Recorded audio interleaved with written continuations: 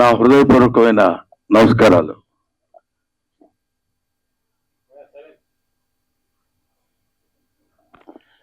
ఈరోజు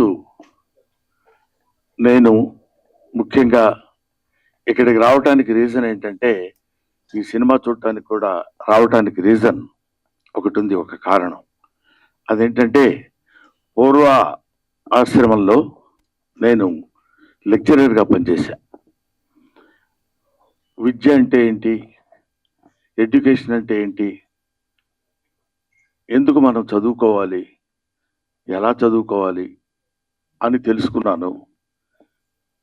తెలుసుకున్న తర్వాత అధ్యాపకుడు అయిన తర్వాత, అది విద్యార్థి దశలో ఉన్నప్పుడు తెలుసుకుని అధ్యాపకుడు అయిన తర్వాత విద్య ఎలా చెప్పాలి, ఎలా చెప్తే పిల్లలు అనే భావంతో కొంతకాలం అధ్యాపకుడిగా పనిచేశాను. దాని తర్వాత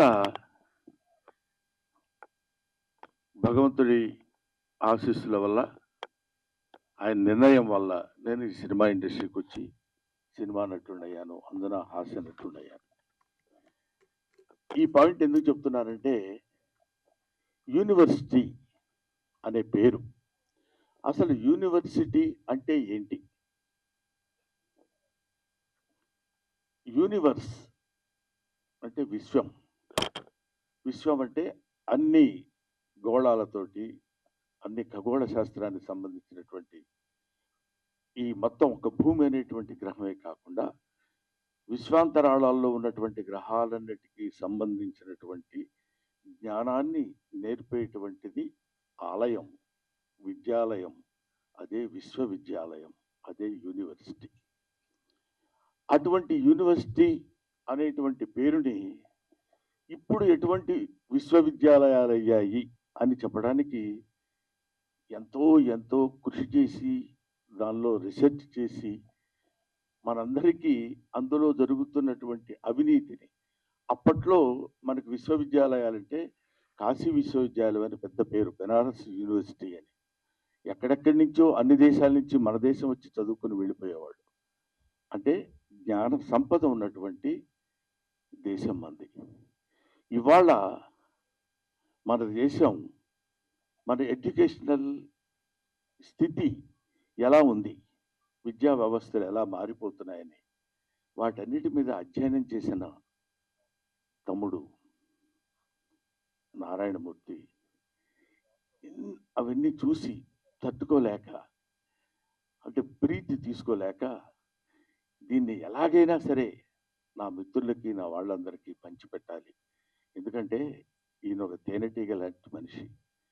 తిరుగుతుంటాడు అన్ని చోట్లకి వెళ్ళి తేనె పువ్వు చేసుకుని వచ్చి తలా ఒక చుక్క చేతిలో పెట్టాలనేటువంటి మహాసంకల్పం ఉన్న మంచి మనిషి.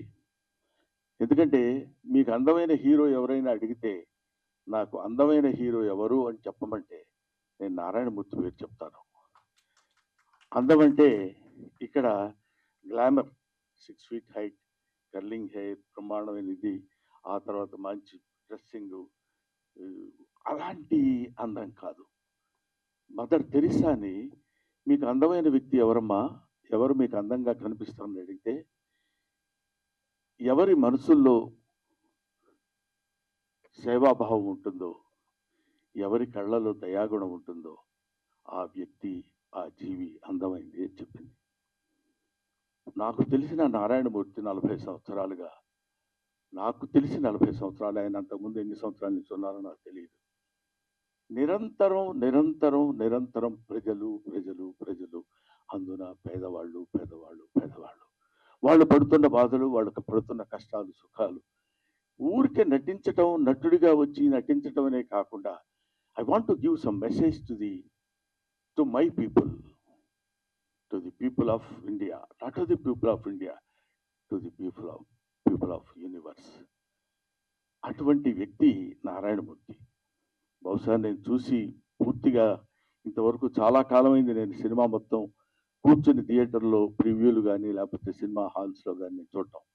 కానీ ఈ సినిమాని ఎందుకు చూడాలనుకున్నానంటే, దర్శకుడు వేరు, ప్రొడ్యూసర్ వేరు, ఇంకొక టెక్నీషియన్స్ వేరు, ఇంకొకళ్ళు ఎవరెవరో ఎన్నో 24 శాఖల మంది కలిసి పనిచేసే పనంతా ఒక్కడే భుజాన కాడేసుకుని దాన్ని ఆయన చెప్పాలనుకున్నటువంటి విధానాన్ని అద్భుతంగా సినిమా తీసి చెప్పాలి అనేటువంటి ఆలోచన ఎందుకు?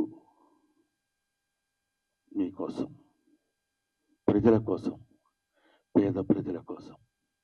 ఈ సినిమా చూస్తున్నంతసేపు నాకు అనిపించింది, ఇందులో ఒక అద్భుతమైన ఎమోషన్స్ ఉన్నాయి. తండ్రి కూతురు, తండ్రి కొడుకు, ఆ తండ్రి చదివించి ఆ తండ్రి చేసినటువంటి త్యాగం, ఆ తండ్రి కోసం కొడుకు చేసినటువంటి త్యాగం, ఇలాంటి ఎమోషన్స్, ఆల్ ఎమోషన్స్ ఒక చోటికి తీసుకొచ్చి ఎంత దారుణంగా హ్యూమన్ ఎమోషన్స్తో ఆడుకుంటుంది వాళ్ళ ఈ సొసైటీ అని, అవినీతి బంధుప్రీతి చీకటి బజారు అలుముకున్న ఈ దేశం ఎటు దిగజారు అన్నాడు శ్రీశ్రీ 50 ఏళ్ల క్రితం అనుకుంటా. కాబట్టి ఇవాళన్న మాట కాదని, దాన్ని ఇవాళ వరకు ఎక్కడ ఏ రకమైన సమస్య ఉన్నా ఈయన ఒక అద్భుతమైనటువంటి రీతిలో దాన్ని మామూలు మనుషులకు కూడా అందుబాటులో ఉండాలి అని కష్టపడి సినిమా తీసి మీకోసం, తన కోసం కాదు, తన ఈ చొక్కా, ఈ ప్యాంటు, అదే తన జీవితం మీకు అంకితం, అంతే. అది చివరి శ్వాస వరకు ఇంకా కష్టపడుతూనే ఉండాలని భగవంతుడిని నేను కోరుకుంటూ, చూడండి ఎంత త్యాగం చేసి ఎన్ని అంటే, ఎవడే మరి ఇప్పుడు ఇట్లాంటి సినిమాలన్నీ మేము ఏం చూస్తాం సార్, మీరు ఏదో చెప్తారు. ఎట్లాంటి సినిమాలు? ఇదేమి నిజానికి దూరంగా ఉన్న సినిమా కాదు, ఇల్యూజన్లో ఉన్న సినిమా కాదు, ఊహించుకున్న ఒక అందమైన అద్భుతమైనటువంటి సుందరాంగి సినిమా కాదు. హాయిగా తలారా స్నానం చేసి వచ్చి ఒక నేత చీర కట్టుకున్న స్త్రీలా ఉన్న సినిమా ఇది, ఒక అందమైన స్త్రీలా ఉన్న సినిమా. అందులో నిజాలుంటాయి, వెతుక్కోండి. అందులో బూతులుండవు, జీవితపు లోతులుంటాయి. చూడండి, వెతుక్కోండి, బావిలో బకెట్ వేసి తోడుకోండి. ఒక్కొక్కడు పడుతున్న బాధ చూడు. కొన్ని డైలాగ్స్ అందులో చెప్తున్నప్పుడు నేను వింటే, ఒరే పెద్ద వాళ్ళకి కావాల్స్తే నాది కిడ్నీయే కాదురా, ఇంకా చాలా ఉన్నాయి, అవన్నీ అమ్మొచ్చు. పెద్దోళ్ళకి కావాలనుకోరా, బోళ్ళంత డబ్బు పెట్టుకుంటారు. ఏమిటా మాటలు! ఎంత అద్భుతంగా ఇలాంటి సినిమాలు తీస్తున్న వాళ్ళని, ఇలాంటి సినిమాల కోసం పరితపిస్తున్న వాళ్ళని, సినిమా కోసం తీసి, art is for the sake of people, not art is for the sake of ourselves. మన కోసం కాదు, డబ్బు కోసం కాదు. సినిమా తీస్తే సినిమాలో ఒక అంతరార్థం ఉండాలి, ఒక మెసేజ్ ఉండాలి అని నమ్మిన దాన్ని 100కి 100 పాళ్ళు ఆచరిస్తూ ఇంత అద్భుతమైన సినిమా తీసిన, యూనివర్సిటీ అనే సినిమా తీసిన నారాయణమూర్తి. ఈ సినిమా మీరు చూడండి, చూసి ఆనందించండి అనే పదం నేను చెప్పలేను. చూసి అర్థం చేసుకోండి, చూసి ఆచరించండి. నారాయణమూర్తి లాంటి మంచితనం, మానవత్వం పరిమళించిన నారాయణమూర్తిని ఆశీర్వదించండి. మీ ఆశీస్సులతోటి ఇంకా అద్భుతమైన సినిమాలు, ఇంకా ఎన్నో సమస్యల్ని బయటికి లాగి, ఈ సినిమా చూస్తుండగానే ఇంకో సినిమా, ఇంకో ప్రాబ్లం, ఇంకో సమస్యలు 1 కాదు 2 కాదు. వివేకానందుడు అంటాడు, man is nothing but the combination of flesh and blood, is the combination of problems. సమస్యలన్నిటి ఒక చోట పోతపోస్తుంది మనిషి. కాబట్టి he will solve some of his problems in his lifetime and he will leave the problems to his successors. They will take the problems, they will solve the problems and they will go away. But problem is unending chain. దాన్ని వేసుకుని, అదే ఇందాక సినిమాలో కూడా ఒక సంభాషణలో తోట చెప్తాడు, పిల్లలందరూ యేసు ప్రభువులు అంటే యేసు క్రీస్తు సిలువను పోసినట్టు ఆ పుస్తకాల బరువు మోసుకుంటూ వెళుతున్నాడని, సమాజం బరువు మొత్తాన్ని భుజానేసుకుని మొయ్యాలి అనేటువంటి బాధతోటి, భావనతోటి, ఆలోచనతోటి మీ ముందుకొచ్చి మీకు సినిమాలు చూపించి ఆ సినిమా బాగుందని నలుగురు మెచ్చుకుంటే ఆనందపడి అదే ఆనందంతో ఆ చప్పట్లే కదరా ఆకలిగా ఉన్న కళాజీవికి పంచపక్ష ప్రమాణాలు అంటాడు. కాబట్టి అటువంటి ఆకలితో ఉన్నటువంటి నారాయణమూర్తి యొక్క జిజ్ఞాసని మీరందరూ మంచి ఊతాన్నిచ్చి మంచి ఫలితాన్నిచ్చి మంచి ఆదరణ చూపిస్తే ఇంకా ఇంకా ఇంకా ఎన్నో మంచి సినిమాలు తీస్తాడని, ఇలాంటి యూనివర్సిటీ లాంటి సినిమాలే కాదు, ఎక్కడ ఎక్కడెక్కడ కన్ను రవిగానలతో కవిగాంచునయ్యాడని అంటాడు. సూర్యుడు కనిపించినటువంటి ప్రదేశాల్లో కూడా వెళ్ళి నిజంగా ఆ సినిమాలో చెప్తుంటే పేపర్ లీకేజ్ మామూలు విషయం అది. అబ్బా, అలాంటి పేపర్ లీక్ చదువు సంధ్య లేని నిజంగా ఆ పేపర్ రాయటం వల్ల వాడికి ఉద్యోగం వస్తుందనేమో కానీ అందులో తోట చెప్తాడు వాడికి డాక్టరీ వృత్తి రాదు, వైద్యం చేస్తాడు. బిల్డింగులు కట్టడం రాదు, ప్రాజెక్టు కట్టడం రాదు, ఇంజనీర్ అవుతాడు. ఏమైపోతుంది? వేర్ ఇట్ కంట్రీ గోస్, ఈ దేశం ఏమైపోతుంది అనే తపన చాలా మందికి ఉంటుంది.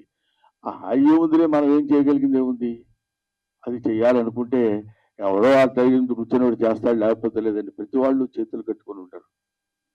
నా వంతు సాయం నేను చెయ్యాలి అని తన వంతు సాయం చేస్తున్నటువంటి వ్యక్తి నారాయణమూర్తి. అందుకనే ఇలాంటి నారాయణమూర్తి లాంటి వ్యక్తులు, వీళ్ళు వ్యక్తులు కాదు, వీళ్ళు ఒక శక్తులు. వాళ్ళు నిరంతరం పోరాడేటువంటి ఇది. వీళ్ళు ఎలాంటి వాళ్ళంటే మా గోదావరి భాషలో చెప్పాలంటే పులస చేపలు లాంటి వాళ్ళు.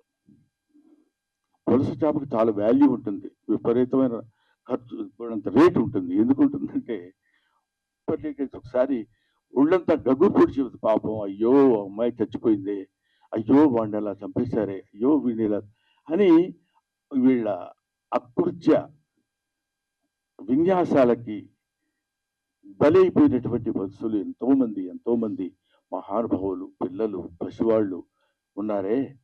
వాళ్ళ కోసమైనా మీరు ఈ సినిమా చూడండి. మీరు ఒక్క ఆలోచన, అబ్బా నిజమే కదా, మనం కూడా ఇలా ఉండకూడదు. చూడండి, తండ్రి రారాని వీడు మాస్టారు సారీ చెప్తారు, మీరు సారీ కాదు, మీరు సారీ చెప్పి వెళ్ళిపోతే కుదరదండి అని ఆయన చేత డైలాగ్ చూపిస్తారు ఒక తండ్రి చేత. ఫంటాస్టిక్. ఏమైనా ఇటువంటి అద్భుతమైనటువంటి సినిమాలు ఇంకా ఇంకా ఎన్నో భవిష్యత్తులో నారాయణమూర్తి గారు తీసి ఆయన మీ ఆశీస్సులు పొంది చిరస్థాయిగా ఉండిపోవాలని మనస్ఫూర్తిగా నేను కోరుకుంటూ, దిస్ కంట్రీ మస్ట్ బి రీఎడ్యుకేటెడ్. ఈ దేశాన్ని మళ్ళీ బడిలో వేయాలి. Thank you very much.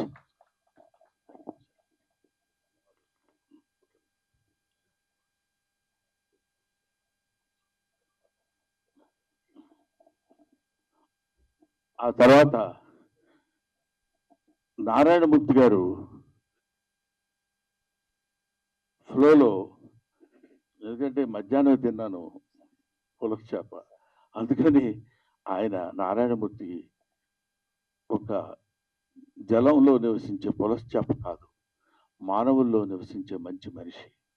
ఆ మనిషి, ఆ పరిమళం 10 కాలాల పాటు హాయిగా హాయిగా హాయిగా ఉండి శతమానం భవతి.